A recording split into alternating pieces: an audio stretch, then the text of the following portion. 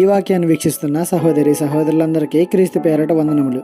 ఈరోజు వాక్యం ద్వారా దేవుడు మనతో చెబుతున్న మాట: లోకములో మీకు శ్రమ కలుగును, అయినను ధైర్యం తెచ్చుకొనుడి, నేను లోకమును జయించి ఉన్నానను. యోహాను సువార్త 16వ అధ్యాయము 33వ వచనము.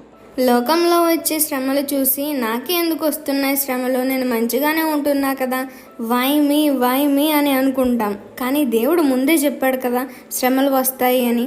వాటిని చూసి భయపడొద్దు, ఎందుకంటే దేవుడు లోకాన్ని జయించాడు. ఇంకా ఆ లోకపు శ్రమలు ఏ పాటివి చెప్పండి?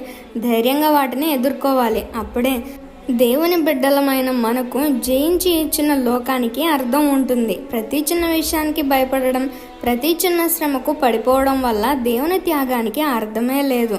కాబట్టి శ్రమల వైపు కాదు, జయించిన వాని వైపు చూసి నిలబడదాం. జయించిన వానితోనే శ్రమలను ఎదుర్కొందాం, విజయాన్ని సాధిద్దాం. ఈ చిన్న సువార్త పరిచర్యలో మీ సహోదరులు. God bless you. ఆమేన్.